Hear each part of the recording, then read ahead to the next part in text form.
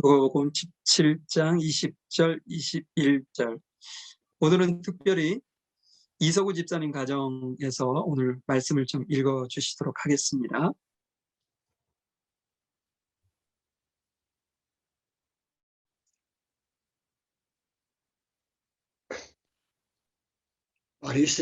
바리새인들이 하나님의 나라가 어느 때에 임하나이까 묻거늘 예수께서 대답하여 가라사대 하나님의 나라는 볼 수 있게 임하는 것이 아니요 또 여기 있다 저기 있다고도 못하리니 하나님의 나라는 너희 안에 있느니라.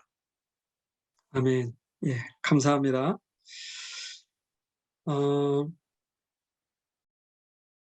지난주에 저희들이 축복을 부르는 세 가지 라는 제목으로 잠시 말씀을 나눴었는데요. 여러분들 기억하실는지 모르겠습니다.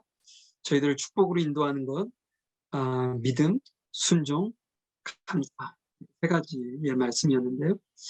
여러분들의 삶 속에 이것이 풍성이 넘쳐서 믿음의 대상을 온전하게 믿고 또 그분의 말씀을 순종하며 감사할 자리에서 감사하는 건 누구나 할 수 있는데 그렇지 않음에도 불구하고 주님 앞에 감사하며 살아갈 수 있는 그런 우리 모두가 되기를 간절히 소망해 봅니다. 오늘은 하나님의 나라는 어디에라는 제목을 가지고 말씀을 나눠보려고 합니다. 아주 짧은 구절인데요. 오늘은 하나님의 나라는 어디에라는 하나님의 나라에 대한 정의라고 할까요? 그것을 다루고 다음 주에는 그러면 하나님의 나라가 이 땅 가운데 임하게 될 텐데 그러면 그때는 어떤 징조라고 할까요? 오늘 전 바리새인들이 시기를 물어봤거든요. 그래서 그것과 연관지어서 다음 주 두 번에 걸쳐서 하나님의 나라에 대한 말씀을 여러분들과 같이 나눠보려고 합니다. 여러분 성경이 66권인 건 아시죠? 예. 근데 그 성경 66권의 주제가 뭐냐 이렇게 물은다면 뭐라고 말씀하시겠습니까? 만약에 누군가 저에게 물으신다면 저는 하나님의 나라라고 말할 것입니다. 66권의 많은 주제를 다루고 있고 많은 내용들을 말씀하고 있지만 우리가 이 성경을 어떤 관점에서 보느냐는 매우 중요하거든요. 근데 성경 66권이 무엇에 중점을 두고 포인트를 두고 말씀이 이어져 가고 있고 전개져 가고 있느냐? 그건 하나님의 나라입니다. 그런 관점에서 한번 본다면 여러분 창세기는 그러면 뭘까요? 하나님의 나라의 시작이겠죠. 주님께서 아담을 만드시고 에덴의 동산을 건설하시고 그곳에서 하나님의 나라를 이루어 가시려고 했습니다. 근데 여러분들이 다 아시는 것처럼 그가 범죄함으로 인해서 다시 그 아브라함을 부르시는 장면이 이제 창세기 전체에서 나오죠. 하나님께서 하나님의 나라를 시작하시는 것이 창세기라면 출애굽기는 하나님의 나라의 백성을 만드는 장면이죠. 애굽에서 종되었던 그들을 하나님께서 불러내셔서 진정으로 하나님의 백성을 만드신 것. 그럼 민수기는 뭐냐? 민수기의 과정을 여러분들 이번에 성경 읽고 거의 다 있는데요.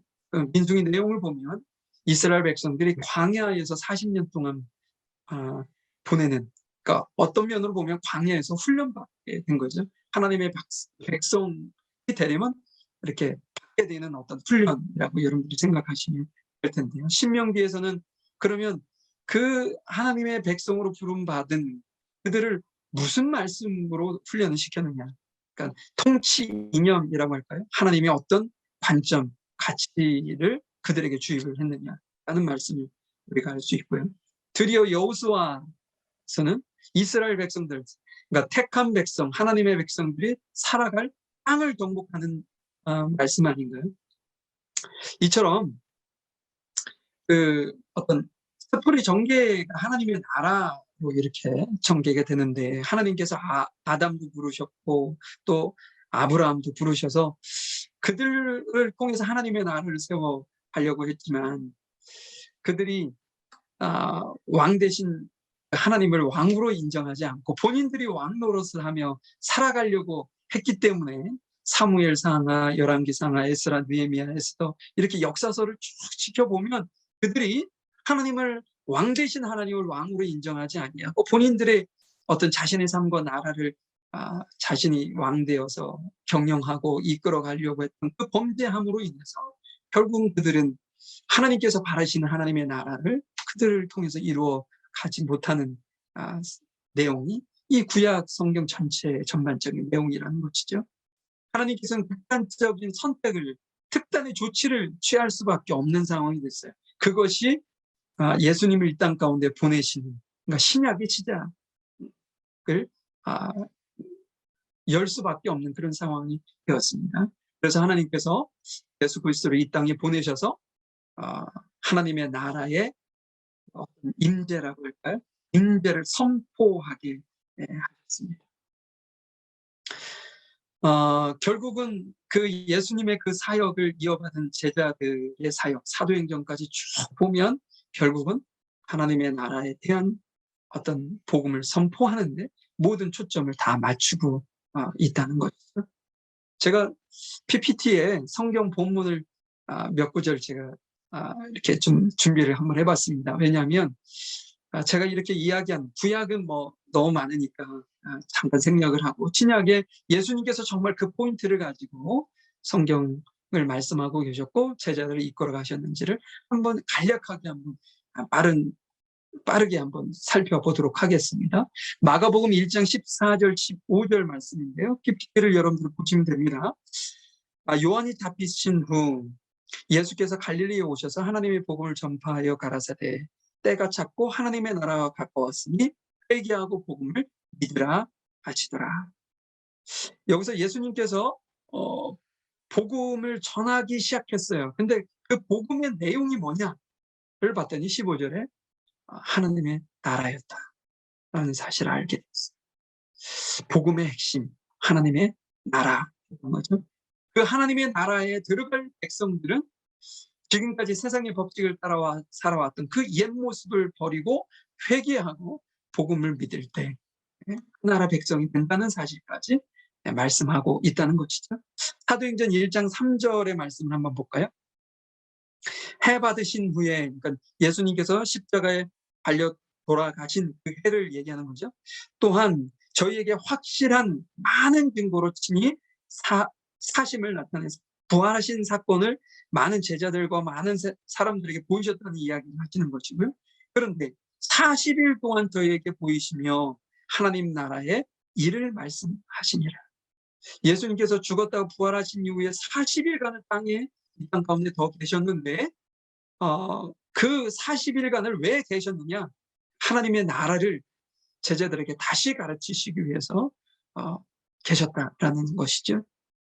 이 하나님의 나라에 대해서는 제자들에게 예수님께서 죽기 전, 부활하시기 전에도 많은 시간을 할애해서 모든 것을 그쪽에 포인트를 두고 하나님의 나라에 대해서 가르쳤습니다. 그런데 예수님께서 말씀하신 그 약속의 말씀, 죽었다가 내가 3일 만에 살아날 거야 라고 하시고 이 말씀을 전했을 때하고는 상황이 너무나 달렸다는 거죠. 그 전에 예수님께서 그렇게 강조했음에도 불구하고 제자들은 그 말씀을 들었지만 결국 예수님이 십자가에서 죽는 그 순간 모두가 다 떠나버리고 말았습니다. 여러분들도 잘 아시죠? 그런데 예수님께서 부활하시고 난 다음에 예수님께서 그동안 말씀하셨던 것이 거짓이 아니고 진실이었다는 것, 진리였다는 사실을 제자들이 눈으로 직접 보게 되었던 것이죠. 그때 예수님께서는 다시 한번 40일 동안 그동안 전했던 하나님의 나라에 대해서 다시 한번 가르치셨다는 것. 이때 제자들은요, 예수님의 그 말씀을 그냥 건성으로 듣지 않았습니다. 사도행전에 보면 그 제자들의 삶을 보면 그전에는 위정자들, 권력 있는 자들의 어떤 뭐랄까요, 그들을 두려워하는 어떤 생활을 해왔다면 그 이후에는 전혀 그들에게 주눅들거나 두려워하지 아니하고 하나님을 더욱더 두려워하고 하나님의 말씀을 붙들고 그들에게 복음을 전했던 제자들의 모습을 우리가 볼 수 있죠. 이것이 결국은 성령께서 그들에게 임하셔서 담대하게 증거하도록 만든 하나님의 나라의 일을 예수님께서 전한 그 이유가 되기도 하는 것이죠. 핵심 중의 핵심, 하나님의 나라였던 것이. 저 한 구절 더 보겠습니다. 사도행전 8장 12절의 말씀인데요. 빌립이 하나님의 나라와 및 예수 그리스도의 이름에 관하여 전도함을 저희가 믿고 남녀가 다 세례를 받으니. 여러분, 빌립은 집사 중 한 분입니다. 근데 그가 하나님의 말씀을 전하는 전도의 그 주된 내용이 뭐였느냐? 여기 보니까 하나님의 나라와 그 나라의 왕이신 예수님의 이름이었다. 이렇게 말씀하고 있어요. 이 놀라운 비밀이죠. 예. 자, 한 구절 더 볼까요? 사도행전 28장 31절의 말씀입니다. 담대히 하나님의 나라를 전파하며 주 예수 그리스도에 관한 것을 가르치되 그만한 사람이 없었더라. 바울이 죽는 그 순간까지 사도행전의 마지막 장이 28장 아닙니까? 그래서 이제 더 이상 사도 바울의 어떤 히스토리 안에서의 사역은 더 이상 알 수가 없어요. 근데 28장 마지막 부분 마지막 절에 사도 바울의 그 사역의 포인트가 뭐였느냐 봤더니 하나님의 나라를 전파하는 일이었다. 여러분, 그 예수님이 하셨던 그 사역의 포인트도 하나님의 나라.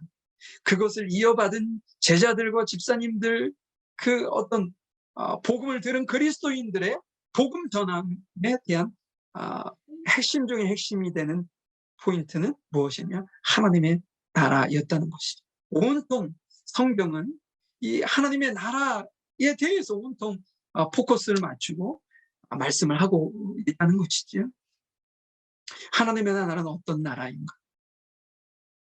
누가 하나님의 나라 백성이 될 수 있는가? 하나님의 나라 백성이면 그 백성들 하나님의 나라의 백성이 되기 위해서 어떻게 살아야 되는가? 어떻게 하나님은 하나님의 나라를 통치해 가시고 완성해 가실 것인가? 누가 하나님의 나라를 통치하시는가? 다양하게 성경에서는 이 하나님의 나라 이 말씀을 하고 계십니다. 이렇게 정말 중요하게, 아주 중요하게 생각하는 하나님의 나라에 대해서 우리 성도들이 어떻게 이해를 하고 있느냐, 이것은 너무나도 중요하다는 거죠. 그 하나님의 나라 백성된 우리가 왕 대신 하나님의 통치를 받는 것이 아니라 세상의 통치를 받는다든지 아니면 스스로 자신을 통치하며 자신의 인생을 자신의 마음대로 좌지우지하며 살아가려고 한다. 이것은 하나님의 나라 백성이 아닌 것이죠. 그렇기 때문에 우리가 하나님의 나라를 어떻게 이해하느냐, 이것은 우리의 신앙을 어떻게 세워져 가고 우리의 어떤 신앙의 목표라고 할까요? 그것을 어떤 방향으로 두고 살아가야 하며 우리가 지금 현재 살고 있는 삶의 방식은 어떠해야 하는지를 이렇게 갈라주는 아주 중요한 내용이 되기 때문에 우리가 하나님의 나라를 어떻게 이해하고 있느냐가 너무나도 중요하다는 것이죠. 오늘 2절밖에 되지 않는 말씀이지만 우리에게 아주 중요한 포인트를 말씀하고 있기 때문에 여러분들이 정말 진지하게 이 말씀을 여러분들 대하실 수 있기를 간절히 소망해 봅니다. 오늘 한번 누가복음 17장의 말씀을 통해서 다시 한번 하나님께서 하나님의 나라를 우리에게 어떻게 소개하고 있는지 한번 보도록 하죠. 20절, 21절의 말씀을 보겠습니다. 바리새인들이 하나님의 나라가 어느 때에 임하니까 묻거늘 예수께서 대답하여 가라사대 하나님의 나라는 볼 수 있게 임하는 것이 아니요 또 여기 있다 저기 있다고도 못하리니 하나님의 나라는 너희 안에 있느니라. 이 바리새인들이 예수님께 하나님의 나라가 어느 때 임합니까? 라고 지금 질문하고 있는 장면입니다. 이 질문이 바리새인들에게는 정말 정말 중요한 질문이에요. 그들이 이 질문보다 더 진지한 질문이 있을까 싶을 정도로 그들에게 매우 중요한 질문입니다. 그런데 여러분, 오늘 20절, 21절을 보면서 무엇을 느끼셨나요? 바리새인들의 어떤 질문과 예수님의 답변의 어떤 그 포인트라고 할까요? 포인트가 전혀 다르다는 생각을 안 해보셨나요?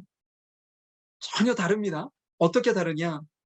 바리새인들은요, 하나님의 나라가 임하는 그때 어떤 시점, 시간, 그것을 물었어요. 근데 예수님은 그 시간과 때, 뭐 어떤 장소 이런 것을 말씀해 주시기 아니고 하나님의 나라가 임하는 방식에 대해서 말씀하고 있다는 것이죠. 그러니까 바리새인들과 예수님은 하나님의 나라라는 하나의 그 어떤 내용을 가지고 정말 다르게 접근하고 있다는 사실을 우리가 알 수 있습니다. 그렇다면 먼저 왜 바리새인들은 이 때, 시점, 이 시간에 그 어떤 포인트를 두고 하나님의 나라를 생각할 수밖에 없었나 하는 것이죠. 여러분, 그들은요, 메시아를 통해서 구약에 예언되어 있는 그 메시아가 오시면 그 나라가 회복될 것이라는 생각을 어떤 포인트로 생각을 했냐면, 그 메시아가 오셔서 지금 로마의 어떤 그 식민지 생활하는 그곳으로부터 본인들을 이렇게 회복시키시는, 그러니까 분명하게 자신들의 눈으로 보여지는 하나님의 나라를 기대했었기 때문이라는 것. 여러분들도 잘 아시는 것처럼 예수님 당시에는 이스라엘은 로마의 어떤 속국이었습니다. 식민지 생활을 했다는 거죠. 그리고 로마에서 총독을 파견해서 그들이 그 나라를, 이스라엘을 다스리게 했었던 거죠. 우리나라도 그런 때가 있었죠. 1910년, 10년이죠. 1910년부터 우리가 해방되어 있는 1945년 8월 15일 약 35년간의 그 우리 조선 땅에 조선 총독부를 세워놓고 일본에 있는 국왕의 명을 받아서 그들이 저희 나라 조선을 통치했던 일제강점기, 그것을 여러분들 기억하실 겁니다. 지금 이스라엘 백성들이 그러한 시기, 그러한 때를 지금 지나고 있다라는 것이죠. 예수님 당시가 그때였다라는 말씀을 드리는 겁니다. 우리도 마찬가지겠지만 여러분, 특히나 그 뭐라 할까요? 유대인들은 세상 많은 민족들 가운데서 특별하게 하나님께서 자신들을 사랑하셔서 선택받은 선민 사상이 강했거든요. 또 자기들이 가지고 있는 어떤 문화라고 할까요? 그것이 가장 우수하고 훌륭한 문화라고 생각했기 때문에 다른 나라의 어떤 문화를 쳐다보지도 않았던, 그것을 국수주의라고 하는데, 국수주의에 빠져있던 유대인들 입장에서 누군가의 지배를 받고 그것도 이방인에게 통치를 받는다는, 이것은 인정하고 싶지도 않고 죽는 것보다 싫은 상황이었을 것입니다. 유대인들은 몇백 년 동안 그들의 통치를 받아왔습니다. 그러므로 인해서 자신들이 그것으로부터 해방되기 위해서 독립운동도 많이 했고요. 많은 피도 흘렸고 대가도 치루었습니다. 그러나 그것으로부터 벗어날 수 없었어요. 완전한 자유를 얻을 수 없었던 거죠. 그래서 그들에게, 이방인들에게 정치적, 경제적, 종교적인 많은 탄압도 받고 제약을 받아왔던 것이 이스라엘 백성들입니다. 그들에게 가장 소망하고 있고 가장 기대하고 있고 원하는 것이 있다면 여러분 무엇이겠어요? 언제쯤 이 지긋지긋한 곳에서 우리가 해방될 수 있을까? 독립할 수 있을까? 이거 아닐까요? 만약에 제가 유대인이었다면 저도 그랬을 것 같습니다.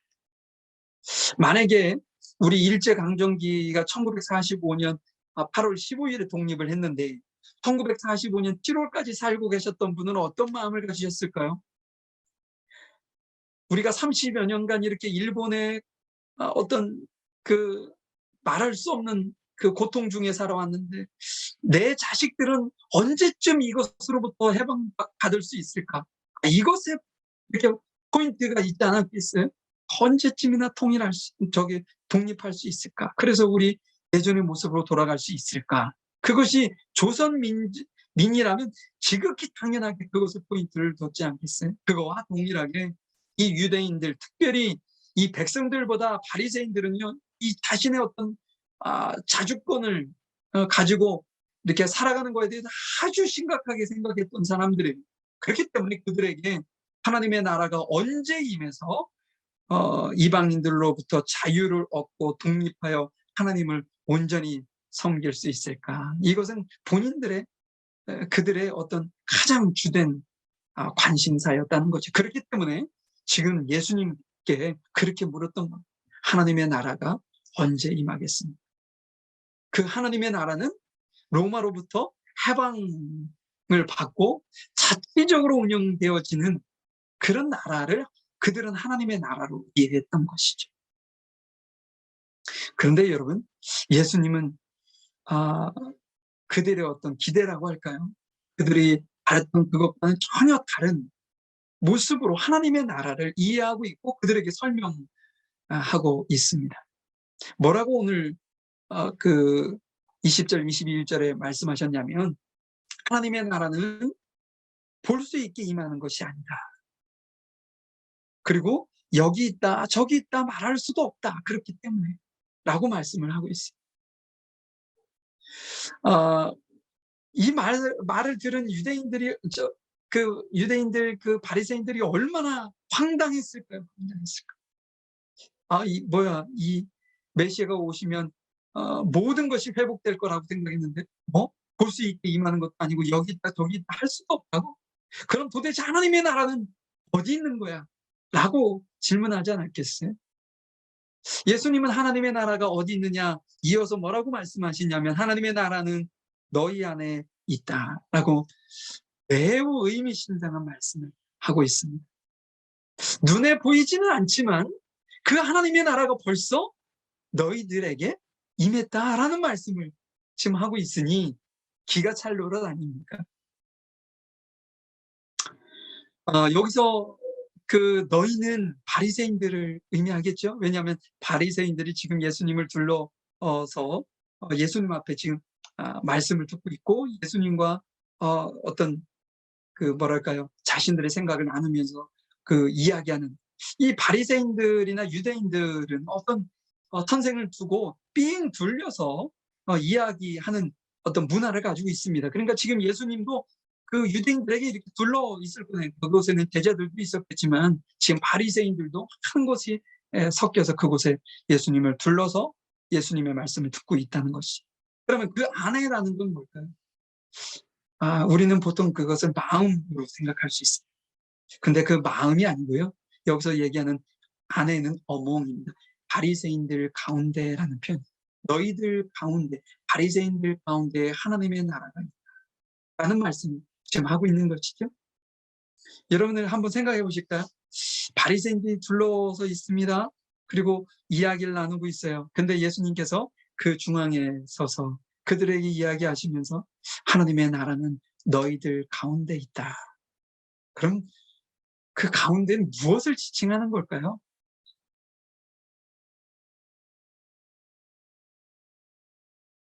여러분들 다 제가 무슨 말씀을 하는지 이해되시죠? 제 질문을 이해 못 하셨나요? 바리새인들 가운데 누가 있는 거죠? 예수님이 계시는 겁니다. 그 유대인들은요, 무엇인가 자신들을 통치할 위대한 존재, 다윗과 같은 존재가 나타나서 등장해서 짜잔 하고 나타나서 로마를 물리치고 자신들 통치하고 있는 통복들을 다 물리치고 온전히 독립을 위해서 자신들의만의 어떤 국가를 형성할 것이라는 기대감 속에서 하나님의 나라를 이렇게 기대했었는데 예수님은 너희들 가운데 벌써 하나님의 나라가 임했어. 본인을 두고 지금 말씀하고 있는 것이죠. 하나님의 나라의 핵심은 먼저 뭐냐면 예수님입니다. 예수님. 예수님이 주인으로 계시는 그곳. 예수님이 그 왕으로서의 통치가 임하는 그곳. 그것이 다름 아닌 하나님의 나라라는 말씀을 지금 하고 있는 것이죠. 여러분, 좀 전에 그 사도행전을 얘기하면서 제자들을 제가 잠깐 언급을 했어요. 제자들이 예수님께서 죽었다 부활하시기 전에 하나님의 나라에 대해서 많이 들었지만 그들은 예수님을 버리고 도망갔던 이들인데, 그들이 부활하신 예수님과 다시 하나님의 나라의 이야기를 듣고 그들이 막 삶이 바뀌었어요. 어떻게 바뀌었느냐? 예수님의 그 말씀을 이제는 믿을 수 있게 된 거죠. 하나님의 나라가 있구나. 그리고 예수님께서 그 하나님의 나라를 이루고 너희들 가운데 그 하나님의 나라가 임재하기 위해서는 아버지 하나님께서 보내시는 성령이 필요해. 그 예루살렘을 떠나지 아니하고 성령 받기를 위해서 기도해요. 제자들은 그 말씀을 믿었습니다. 믿고 그들이 기도할 때 성령이 불의 혀같이 그들에게 임한 이후 그들의 삶을 완전히 바뀌었어요.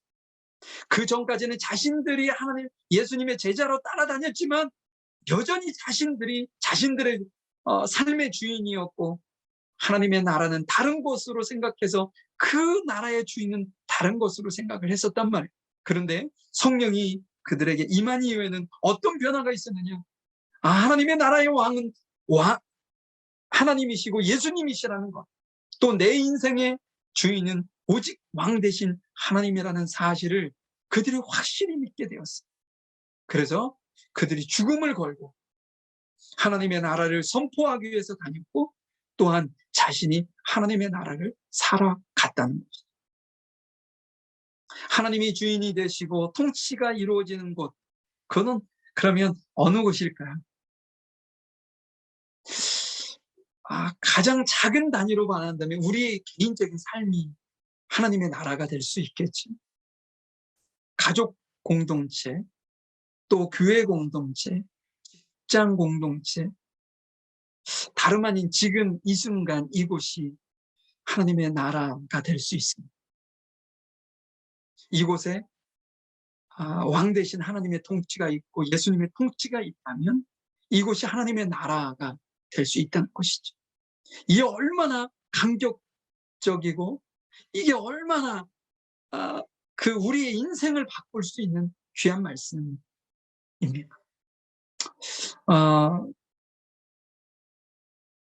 여러분들의 어떤 가정과 또 여러분들의 삶과 여러분들의 어떤 직장과 지금 이 순간 이곳 우리 교회 이 공동체가 온전하게 하나님의 나라가 되기 위해서는 예수님께서 주인이 되시고 왕으로 이곳에 임재하실 수 있어야 돼요. 지금 우리가 하나님 앞에 예배하는 것 또한 왕 대신 주님이 이곳에 임재하신다는 믿음을 갖고 있기 때문에 이 시간 우리가 예배하는 거 아니겠어요?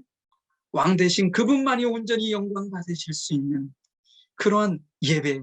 그렇기 때문에 그분 앞에만 우리가 온전히 집중하고 이전의 근심과 걱정과 다양한 것들은 이 시간 주 앞에 왕 되신 주님 앞에 내려놓고 주님 앞에 온전히 의탁할 수 있는 그러한 장소고 그러한 시간이 예배의 시간인 것입니다. 자, 그렇다면 여러분, 내 가정에 내 삶 속에 내가 속하는 이 교회 공동체 안에 하나님의 나라가 임하고 있다는 사실을 우리는 어떻게 알 수 있을까요? 우리 눈에 보이지도 않고 여기 있다 저기 있다 할 수도 없고 너희들 가운데 있어 라고만 말씀을 하시는데,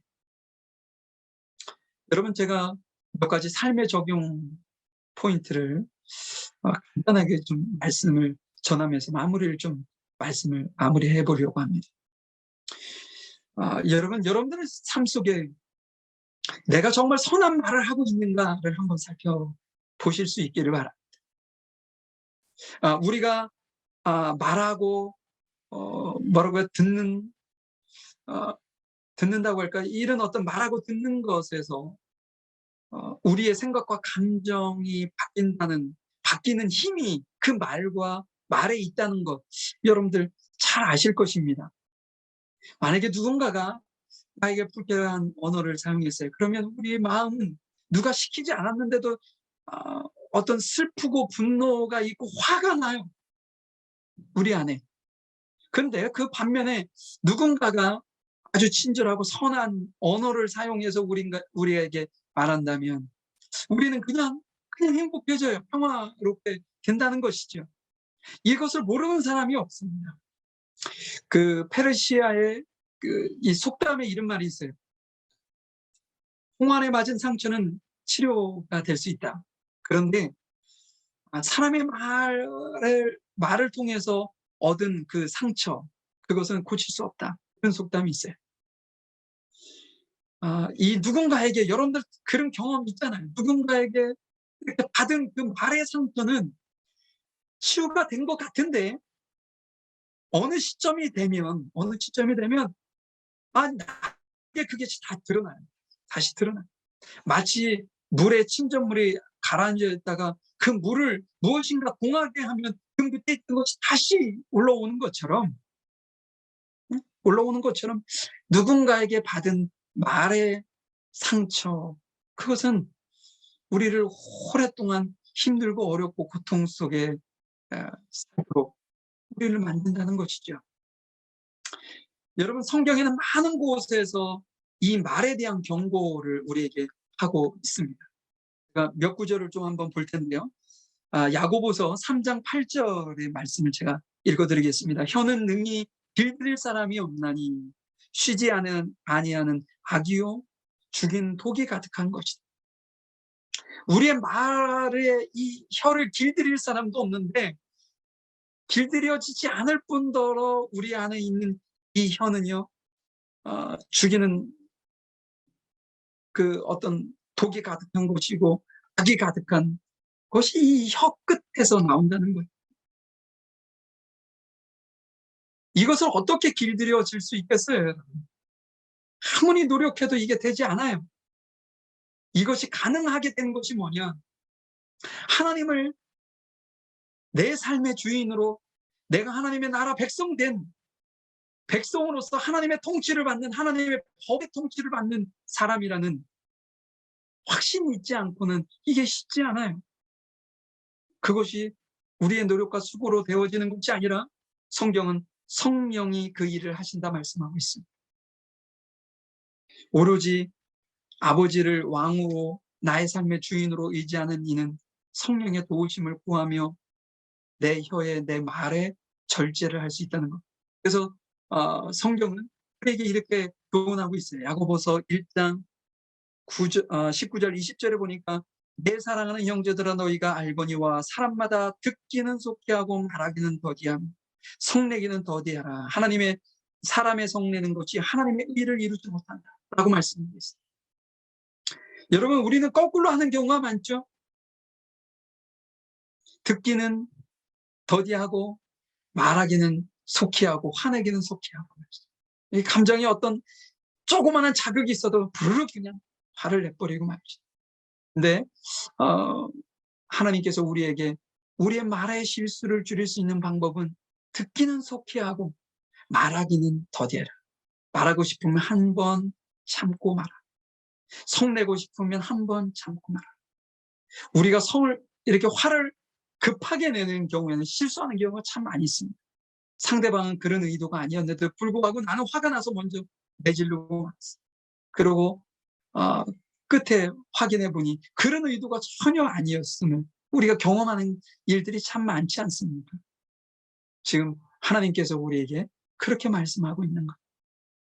제가 시편 19편 14절의 말씀을 여러분들에게 한번 같이 나눠보고 싶은데요. 시편 19편 14절은 뭐라고 얘기하냐면 나의 반석이시요 나의 구속자이신 여호와여, 내 입의 말과 마음의 묵상이 주의 앞에 연락되기를 원하나이다. 여러분들의 말과 여러분들의 마음속에 지금 품고 있는 그 마음, 그것이 여호와 하나님 앞에 연락되기를 원하는 심정을 가지고 내가 살아간다면 여러분들의 말에 어떤 말이 여러분들의 입에서 나올 수 있겠어요? 지극히 당연히 선한 말이어야 되지 않겠습니까? 내 말을 하나님께서 들으시고 내 마음에 지금 그 누구도 모르게 나 혼자만 생각하고 있다라고 생각되어지는 이 마음을 하나님이 모르신다라고 생각하니 내가 뱉고 싶은 말을 막 뱉고 화를 내고 내 입에서 쌍욕이 나오고 말이죠. 이렇게 될 수밖에 없는 거예요. 남을 저주하는 말이 내 입에서 나올 수밖에 없는 것이죠.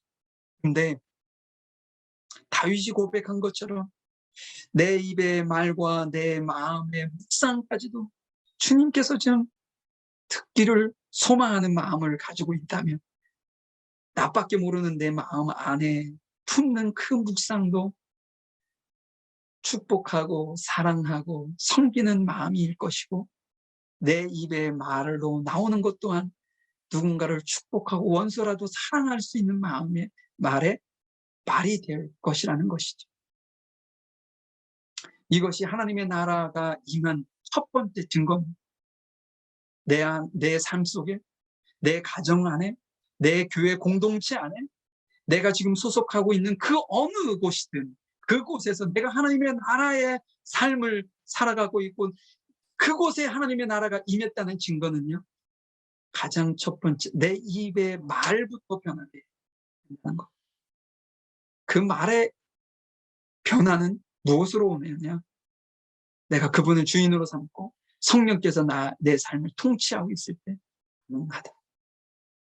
두 번째 한 가지만 더 적용을 좀 한번 해보고 말씀 마무리하겠습니다. 두 번째는 뭐냐?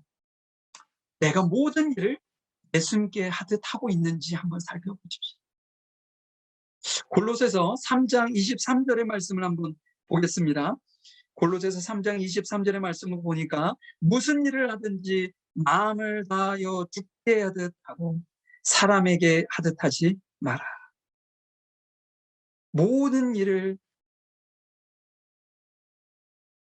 죽게 하듯 하고 사람에게 하듯 하지 마라.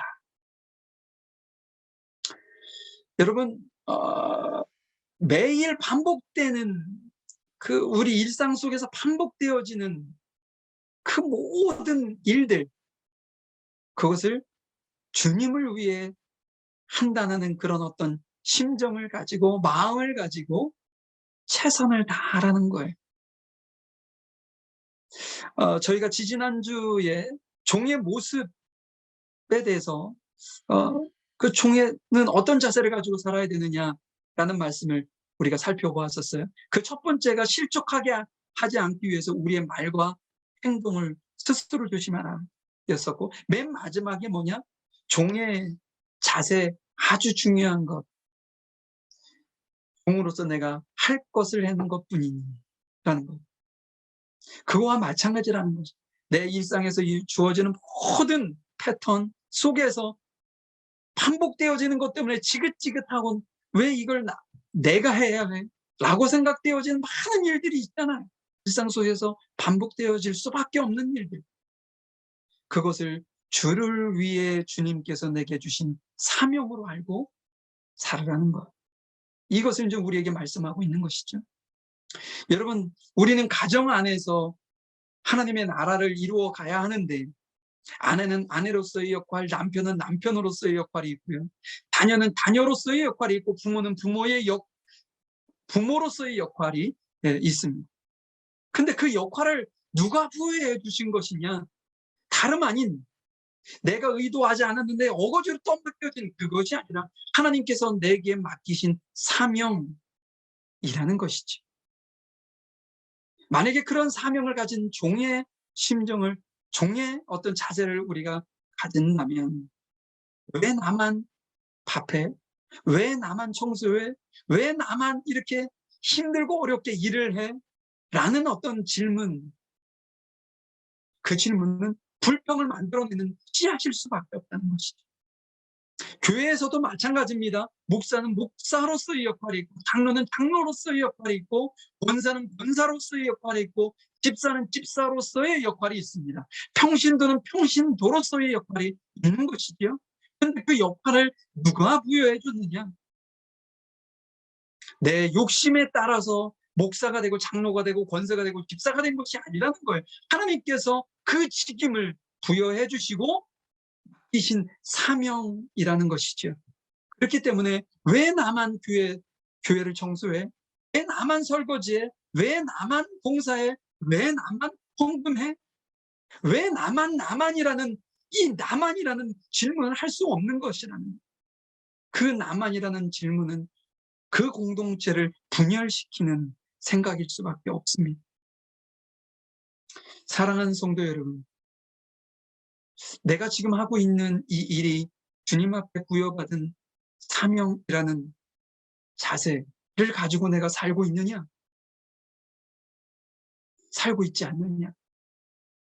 이것이 내가 지금 속해 있는 이 공동체 안에 하나님의 나라가 임했느냐, 임하지 않았느냐를 점검해 보실 수 있는 포인트인 것입니다. 더 다양하고 더 많은 것들이 있죠. 그러나 제가 지금 여러분들과 이 말씀을 다 나눌 수는 없을 겁니다. 근데 여러분들은 알고 계실 거예요, 분명히. 이러한 모습 속에서 하나님의 나라가 이스라엘 백성들이 생각했던 것처럼 자신이 주인이 되어서 하나님의 나라가 이루어지고 자신들의 욕심을 위해서 그 무엇인가 회복되어지는 것에 포커스를 두고 하나님의 나라를 이해하셨다면 우리가 바리새인들과 다를 거 없는 그런 삶을 살고 있다는 사실이죠. 그러나 우리가 바리새인들이 생각했었던 하나님의 나라가 아닌 예수님께서 생각하셨던 하나님의 나라, 우리 가운데 임하는 예수 그리스도가 우리의 왕이시고 우리 공동체의 왕이시고 그분이 말씀이 기준이 되어지는 그러한 하나님의 나라, 성경에서 말하는 그 하나님의 나라를 우리가 사모한다면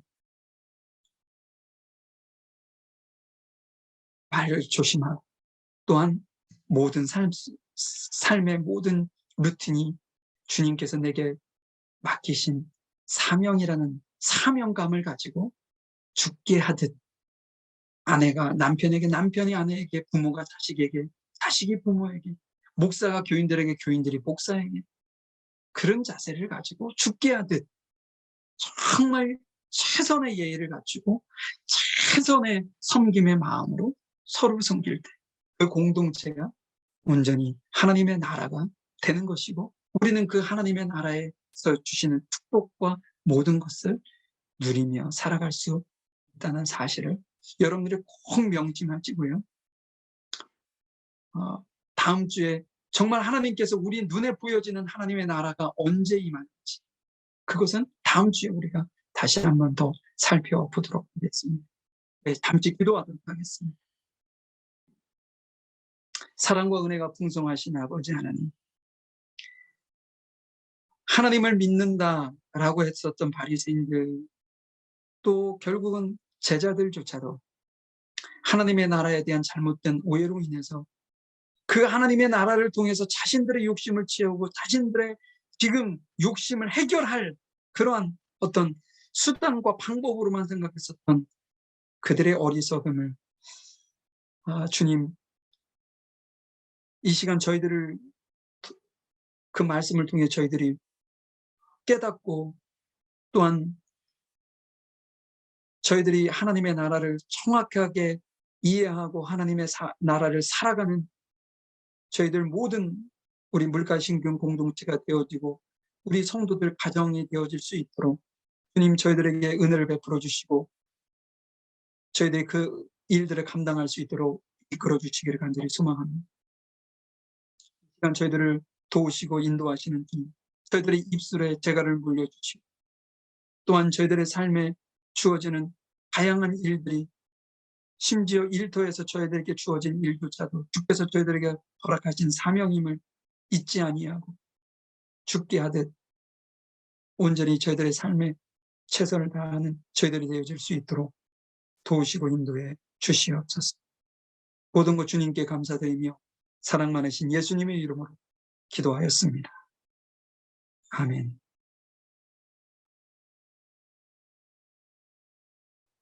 지금은 우리 주 예수 그리스도의 크신 은혜와 아버지 하나님의 무한하신 사랑하심과 성령님의 인도하시고 내주하시고 교통하심, 우리들 가운데 임하신 하나님의 나라를 살아가고 경험하고 또한 그 누군가에게 전하기를 원하는 우리 모든 성도들 머리 위에와 이들의 가정과 사업장 일터 위에 또한 학업 위에 지금부터 영원히 함께 하시기를 간절히 축원하옵나이다. 아멘.